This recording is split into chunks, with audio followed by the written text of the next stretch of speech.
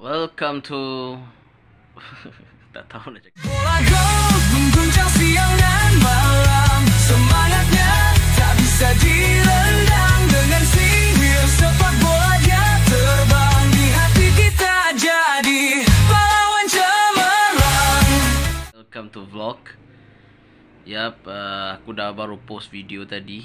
Dan ini adalah video selepas aku buat vlog untuk day 12 ya, untuk puasa. Dan aku nak tunjukkan korang situasi aku macam mana. Dan aku nak korang semua follow account TikTok Bola Goat yang kedua lah. Ni standby je sebenarnya. In future kalau apa-apa yang terjadi, korang follow account ni, okay? Aku tunjukkan korang. Tuan korang, ini adalah account aku. Dah kena amaran pertama. I don't know why, tapi TikTok selalu cari masalah aku. Tapi korang follow Bola Goat G3. Tekan, yap. Baru 40 follower. Video dia sedih siut. Tapi ya, baru dah send. Day 11. Nanti ini adalah video day 12. Tapi yap, sekarang ni 40 follower. Tak apa. Sikit-sikit, lama-lama jadi bukit, insyaAllah guys ya. Tapi apapun, korang follow account ni ya, Bola Goat G3. Just follow this, okay? Ni lambat lah logo ni. Kalau saya tipu, saya pun tak tahulah guys. Korang semua boleh follow account Bola Goat G3. Dan yap, kalau korang tanya adakah ada konten Indonesia, insyaAllah akan ada konten Indonesia yang saya akan buat dekat dalam channel ni, okay? Jangan risau, saya buat.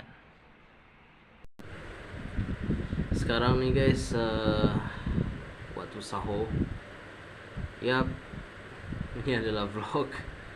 Terus terang, aku memang tahulah hari ni memang rasa bersemangat sikit lah untuk nak buat vlog. Dan bukan dalam beberapa hari ni lah, setelah masalah berlaku, ya macam-macam terjadi. Aku harap aku boleh comeback jadi lebih bagus lagi. Tapi harap benda ni boleh diubah lah. Tak tahulah, tapi aku rasa nak mengalah pun ada juga. Tapi just buat yang terbaik je lah pada bulan Ramadan. Jadi orang baik. Semua, sekarang ni memang waktu pagi guys ya. Dan yap, macam biasa, pergi job. Dan memang betul-betul aku rasa macam risau pun ada juga dengan account TikTok aku. Tak tahu kenapa, tapi aku harap semuanya berjalan dengan lancar. Dan kadang-kadang aku ada tempat untuk aku nak bercakap pasal benda ni. Dan kau jangan lupa follow untuk Bola Goat yang G3 tu. Yang mana follow account tu, follow. Tapi tak tahulah guys, YouTube ada, aku rasa YouTube adalah tempat yang paling terbaik untuk aku nak meluahkan segala-galanya.